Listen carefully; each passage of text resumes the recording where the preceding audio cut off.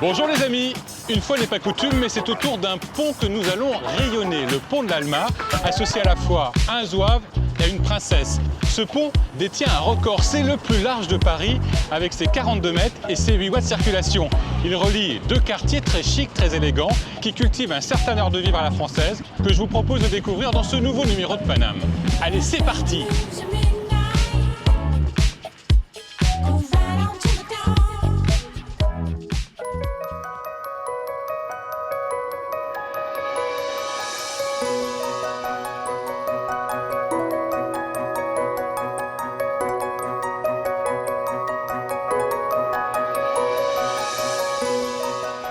Paname autour du pont de l'Alma. Les bateaux-mouches, vous connaissez? Figurez-vous qu'ils vont fêter leur 70e anniversaire. Genèse et petits secrets, on adore ça dans Paname. Le mot bateau-mouche a en fait été créé pour des bateaux qui servaient à l'exposition universelle.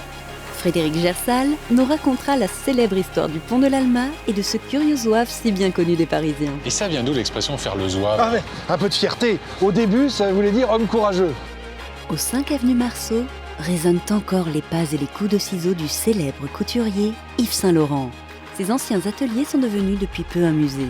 Une sorte de prémonition, encore une fois peut-être de sensibilité, qu'ils étaient en train de créer une mémoire. C'est beau, c'est bon et c'est neuf. Direction le nouveau vaisseau amiral de l'Empire du Casse, un bateau-restaurant sans vibration et sans odeur de fioul.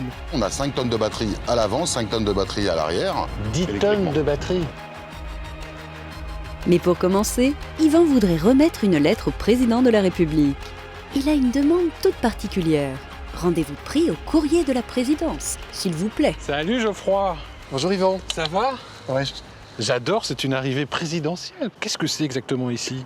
Et oui, on est bien à la présidence de la République, au palais de l'Alma, anciennes écuries de Napoléon III qui sont devenues le service administratif de la présidence. C'est-à-dire, qu'est-ce qu'on fait ici, président? Alors ici, au service de la correspondance, chaque jour, on reçoit, on ouvre, on lit, on trie et on répond aux courriers qui sont adressés au président de la République. Et ça y est, le facteur est passé? Alors le facteur va pas tarder à arriver. Il faudra d'ailleurs qu'on rejoigne la salle de tri. Je peux laisser ma trottinette ici? Absolument. Ça risque rien? Elle est en sécurité. Ça marche.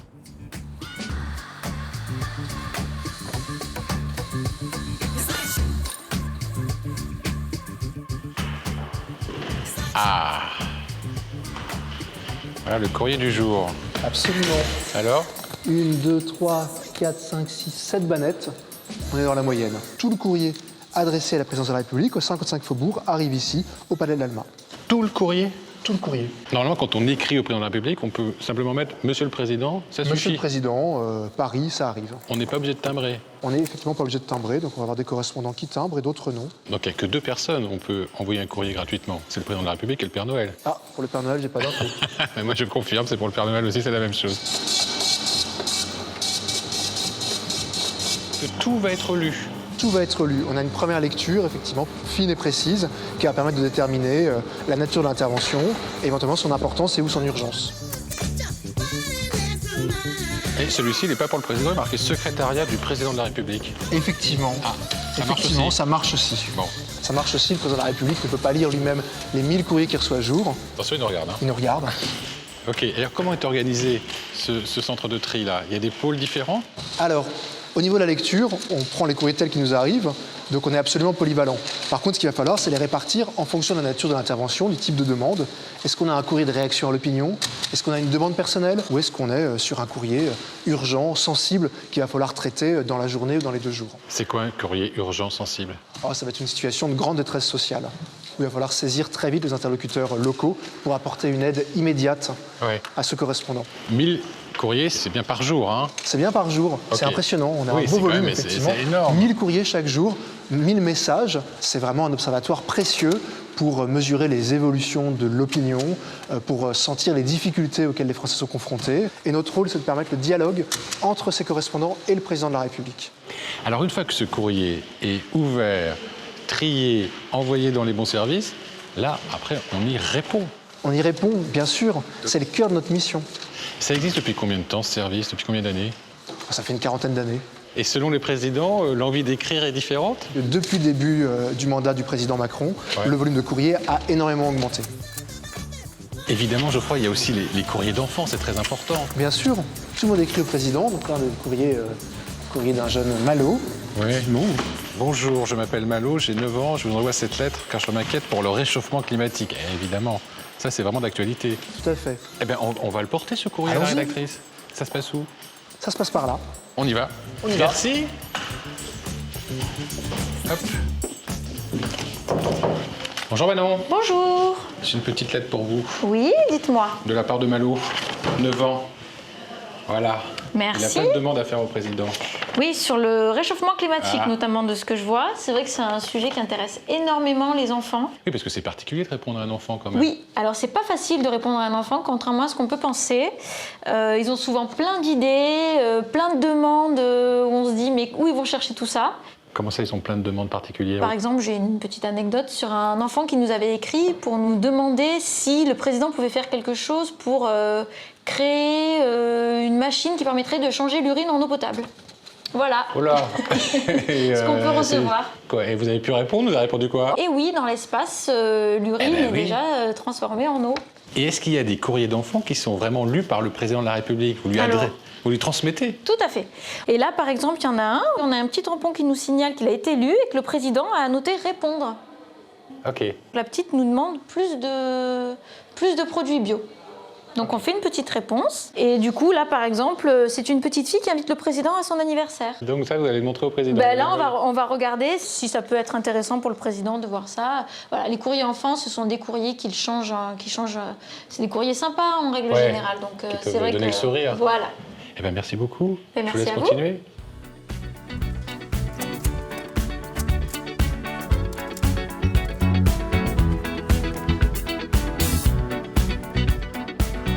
Bonjour Farida. Bonjour Yvan, bonjour Geoffroy. Alors, qu'est-ce que vous faites debout? Alors, moi je suis rédactrice. Ouais. Je m'occupe de répondre aux courriers adressés par les Français au président de la République. On sait par exemple que le président de la République, Macron, est très attaché à la littérature, au verbe. Est-ce que vous prenez le style du président quand vous répondez aux Oui, tout Français? à fait. On adopte complètement le style du président de la République. Là, Farida, qu'est-ce qu'on a? Alors là, nous avons un courrier. C'est un correspondant qui nous fait part de son témoignage. Il a sa maman qui est placée dans un EHPAD et il nous fait part des difficultés auxquelles il est confronté. Là, par exemple, vous avez le cas d'un agent de la RATP qui rencontre des difficultés avec sa hiérarchie. Monsieur est animé par des velléités suicidaires, donc on s'inquiète pour sa oui, situation. donc là, il y a urgence. Il y a urgence. Ça fait combien de temps que vous faites ça, Farida? Ça fait 2 ans. Vous êtes intéressée par l'écrit, Par l'écrit, par la correspondance? et puis la richesse du poste. On est utile, finalement, quand les correspondants écrivent au président de la République, c'est en ultime recours, en dernier recours. Donc de pouvoir les aider et orienter leurs demandes vers les bons interlocuteurs et s'assurer que leurs demandes soient bien prises en compte est une grande satisfaction. Et je trouve ma satisfaction dans le service rendu aux Français. Merci beaucoup.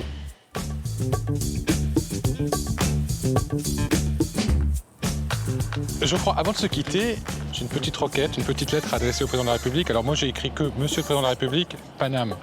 Ça ira quand même? Ça ira. Faut que j'attende un mois? Il faut attendre un mois. Je verrai, c'est pas grand-chose, j'ai juste une plus grosse trottinette, c'est tout. Une trottinette. Une plus grosse. On verra ce qu'on peut faire. Ok, merci beaucoup. Allez, Au revoir. à bientôt. À bientôt.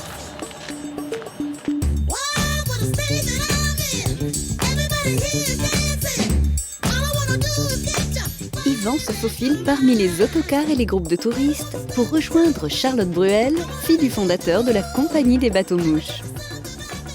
Ah! Bonjour Charlotte. Bonjour. Je vous présente la reine du port de la Conférence, parce que ici c'est chez vous, hein. Oui, c'est chez moi. Et devant un bateau bien particulier.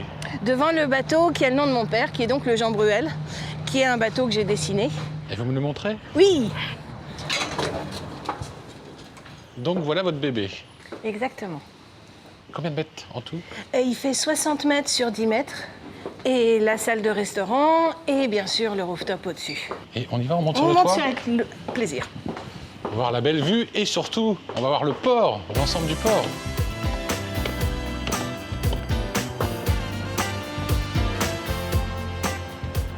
Donc là, on voit tous vos bateaux. Là, on voit tout le port de la Conférence.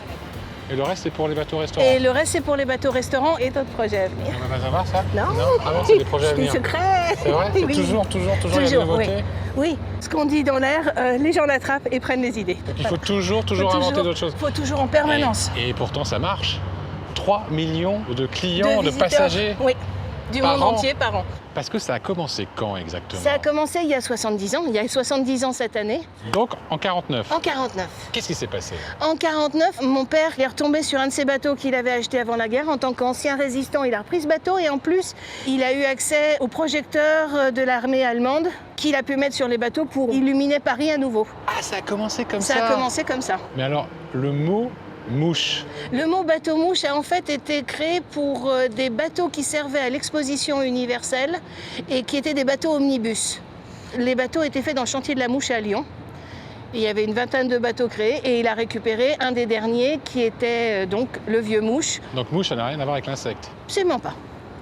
Il paraît qu'il y a une inauguration absolument incroyable. Mon père s'amusait beaucoup, donc il a inventé un personnage qui est Jean-Sébastien Mouche. Il lui a créé une vie fabuleuse et forcément 2 jours après, quand ils se sont aperçus que c'était juste un gag, Ah, donc on a il y a raconté eu ça aux double journalistes? buzz. Oui, il y a eu double buzz. En fait, c'était le roi du buzz avant que le buzz existe. D'accord, comme ça on en a parlé une première fois et puis une deuxième fois pour dire que c'était ça, c'était du Exactement. fake. Exactement.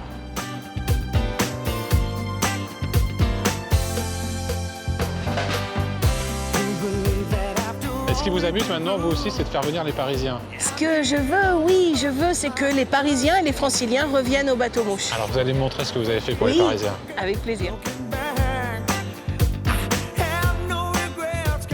Là, on vient de finir hors piste où il y avait une patinoire, où il y avait des bars et qui sert pour la saison d'hiver.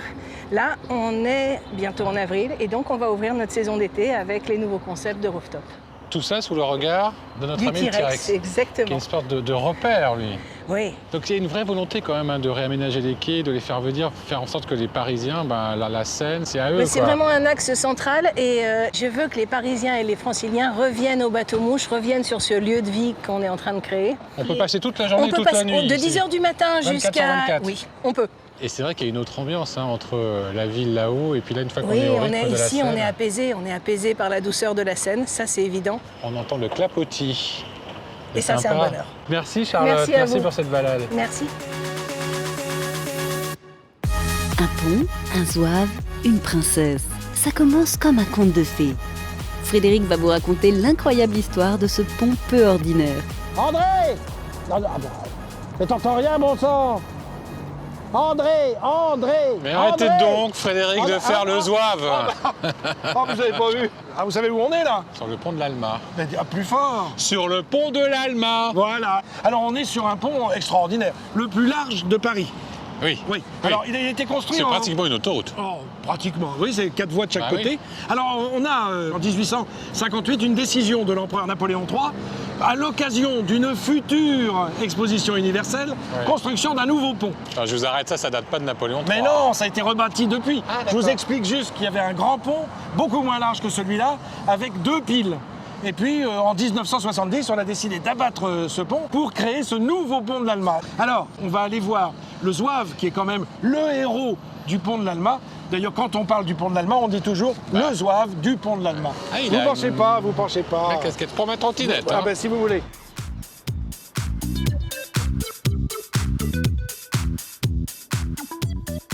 Les zouaves nous viennent d'une tribu qui s'appelait les Zouaouas. Et c'est là que les Français qui débarquent en Algérie en 1830 tombent face à des hommes qui ont envie de les soutenir. On va créer des petites unités qui vont servir le drapeau français et Ah, l'armée d'accord. française. Donc on les retrouve dans l'histoire de la guerre d'Algérie et on va les retrouver dans les guerres futures, et notamment la guerre de Crimée. Et là, les zouaves réalisent des coups d'éclat, des coups militaires d'éclat. Donc quand Napoléon III décide de faire construire ce pont qu'il va appeler l'Alma en hommage à cette bataille, et bien en même temps, il demande à ce que sur les 2 piles de ce pont, de ce premier pont, soient installés 4 soldats. Parmi ces 4 soldats, il y a un chasseur, il y a un grenadier, et puis il y a, Et puis il y a un zouave. Et à la reconstruction du pont, on n'a gardé que le zouave. Alors voilà, quand on a reconstruit, vous le voyez bien, hein, on le voit bien, là, il n'y a plus qu'une pile. Ouais. Et du coup, comme le zouave était tellement dans l'imaginaire parisien, les Parisiennes et les Parisiens ne parlent que du zouave quand on parle de la montée des eaux Eh oui, de la c'est Seine. une sorte de mesure Mais c'est de la une- crue. Oui, alors c'est pas du tout scientifique, Oui. mais c'est amoureux. Quand on vous dit qu'il a les pieds dans l'eau, Ouais, ça c'est que commence ça commence à monter. bien. Alors ouais. quand ça arrive aux genoux, Oh là. il y a certains bateaux qui ne peuvent plus naviguer. Oui. Quand ça arrive aux cuisses, alors là on ferme les voies sur berge, et quand ça arrive à la ceinture, alors là il y a alerte générale, risque Ouais. d'inondation, ça devient très important. Et en 1910, il l'avait où? Alors il avait de l'eau dans la bouche. Oula. Oui, mais attention, il était 80 cm moins haut. C'est-à-dire que quand on a reconstruit le pont, on l'a remonté de 80 cm. Donc il ne faut pas juger l'eau de 1910 par rapport aux eaux d'aujourd'hui. Vous l'avez dit, il a fière allure, mais on sait qui c'est, notre zouave? L'homme en question qui a posé pour le sculpteur, Diebold c'est le nom du sculpteur, eh bien oui on le connaît puisque c'est André-Louis Gaudy, ça s'écrit G-O-D-Y. Et ça vient d'où l'expression faire le zouave? Ah ouais, un peu de fierté. Au début, ça voulait dire homme courageux. Et puis petit à petit, on a trouvé que les zouaves étaient très obéissants, sans réfléchir. Du coup, on les a trouvés un peu bébêtes. Et bien du coup, quand vous faites le zouave, vous êtes un peu bébête et vous faites le crétin. Allez, Bon, à bientôt, vous allez pas où trop le zouave. Je vais continuer ma petite balade dans le quartier. Oui, mais manœuvrez doucement le bateau, parce que Oui, oui, c'est vrai. Parce qu'on va pas passer là si vous Non, reculez. c'est ça. Même si la mer est, si la Seine est basse, Oui. ça Et va ta pas passer. sœur, si la mer est basse.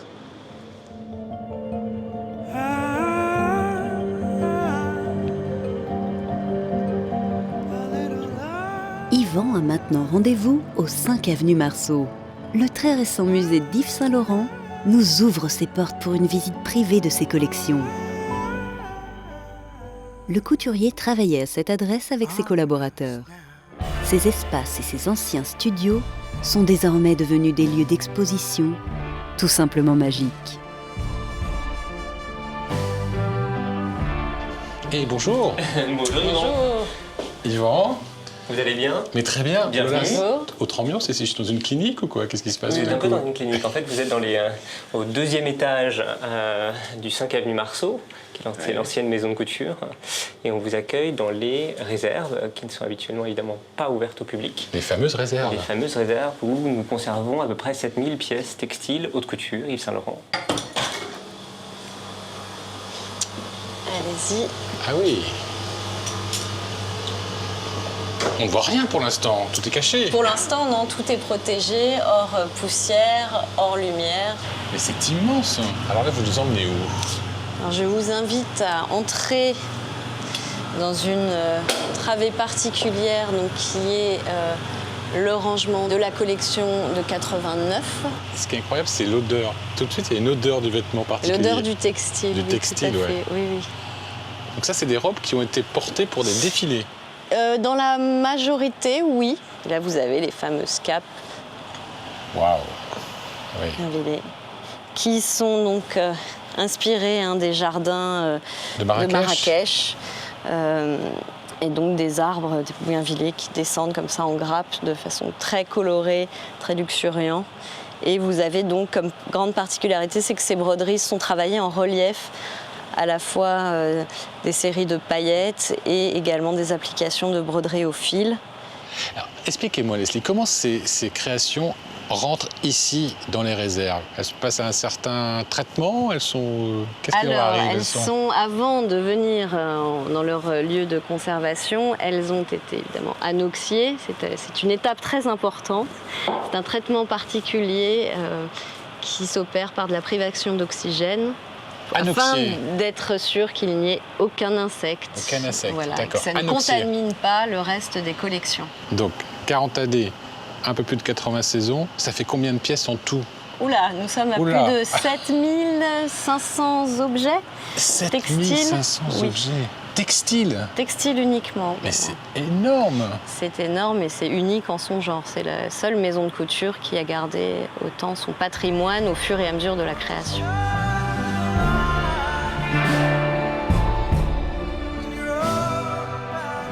Waouh! Qu'est-ce que c'est que ça? C'est une merveille. Ah bah oui. C'est un cardigan brodé par la maison Mérine, printemps-été 1972. Est-ce que, par exemple, ces robes, cette veste, pourra être reportée un jour?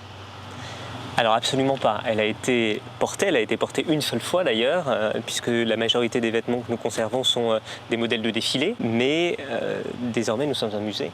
Et ces robes ne seront plus jamais portées, si ce n'est par des mannequins. Mannequins d'exposition, pas des mannequins vivants. Exactement. On est bien d'accord, parce que maintenant ça fait partie du patrimoine. Exactement.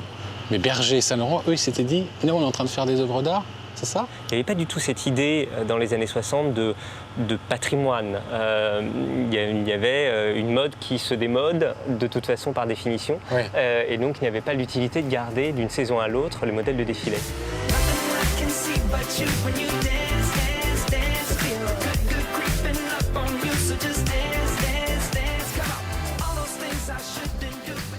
Ah, nous voilà dans le fameux studio de création. Exactement, le studio d'Yves Saint-Laurent, qui a été son studio pendant 28 années. Alors, est-ce que Yves Saint-Laurent avait un processus de création particulier? Alors complètement, à peu près 1 mois et demi à 2 mois avant la présentation des collections, Yves Saint-Laurent avait l'habitude d'aller au Maroc pour dessiner sa collection.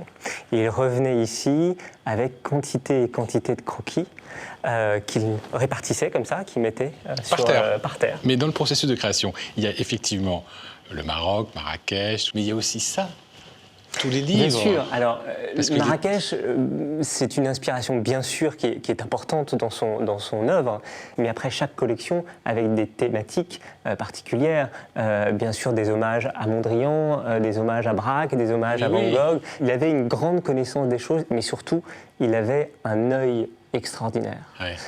Et c'est cette sensibilité, cet œil qui s'incarne dans ses collections. Mais il collectionnait, enfin il gardait ses créations pour qu'en se disant je veux me marquer dans l'histoire, je veux... Enfin tous les deux avec Pierre Berger. Avec Pierre Berger, ils ont eu tous les deux, dès le début, une sorte de prémonition, encore une fois peut-être de sensibilité, qu'ils étaient en train de créer une mémoire. Ce qu'il faut bien comprendre, c'est que tous les croquis originaux, nous les conservons.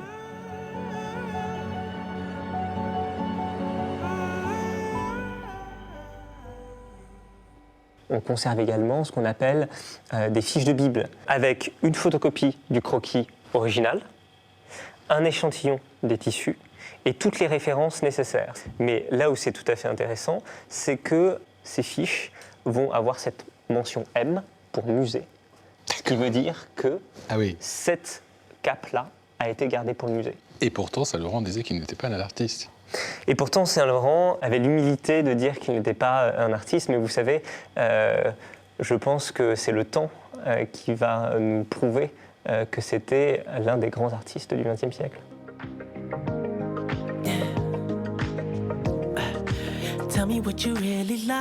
Pour finir, rien de tel qu'un tour en bateau. Mais pas n'importe lequel. C'est le dernier né de la famille Ducasse. Yvon a rendez-vous avec son capitaine, Laurent Blanchet. Bonjour monsieur. Bonjour mon commandant. Comment allez-vous? Mais très bien, merci. Quel accueil. Alors là, je suis sur l'embarcadère d'un bateau bien particulier. Oui, notre bateau est 100% électrique. Au niveau de la propulsion, la cuisine, toute l'énergie à bord est électrique. Alors comment ça fonctionne un bateau électrique? On a nos propulseurs avec nos moteurs électriques et après on a 5 tonnes de batterie à l'avant, 5 tonnes de batterie à l'arrière. 10 tonnes de batterie? 10 tonnes en tout, oui. Ah oui, c'est énorme. Et vous montrez tout ça, à quoi ça ressemble? Bien sûr. Alors avant tout, on va débrancher nos câbles. Il faut beaucoup de temps pour recharger ces batteries? 4 heures. Bienvenue à bord. Merci, mon commandant. Waouh.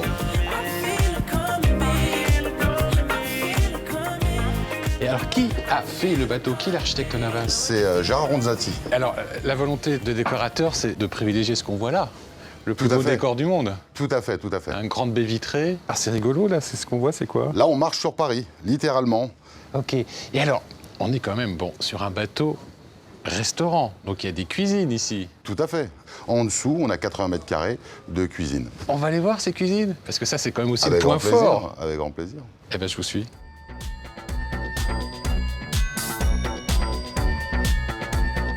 Là, on est dans la salle des machines. À partir de cette porte, nos batteries, c'est ça.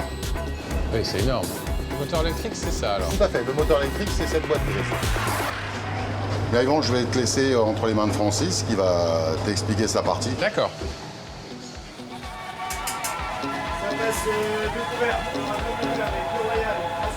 Il y a deux capitaines ici. Il y en a un qui navigue, puis il y en a un en cuisine. Voilà, il y a le capitaine du pont supérieur et le capitaine du pont inférieur. Apparemment, au menu, il y a des asperges. Exactement, oui. On commence la saison donc des asperges. On va utiliser les produits au meilleur moment de chaque saison.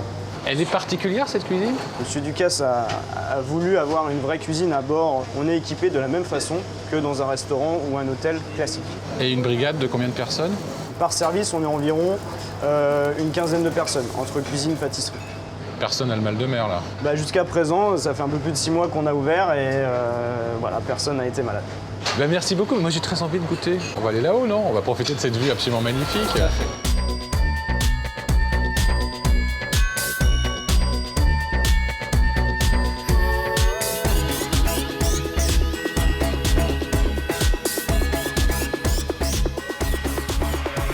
Deux petits pâtés chauds de pintade, au cœur de foie gras et sauce salmon. Allez, c'est parti pour une croisière sur la Seine de 2h30 avec une vue absolument extraordinaire sur la plus belle avenue du monde. Évidemment, on peut voir ou revoir cette émission sur France3.fr, venir me parler sur les réseaux sociaux et on se retrouve la semaine prochaine pour un nouveau numéro de Paname. Ciao, ciao. Bon. Ça a commencé il y a 70 ans, il y a 70 ans cette année. En 44. 49. Pardon. Ça a commencé. Halte, donc cadence infernale. Donc, en 44. Non, en 49. Donc, il me fait douter maintenant. écoutez-moi ce truc, allez, on coupe.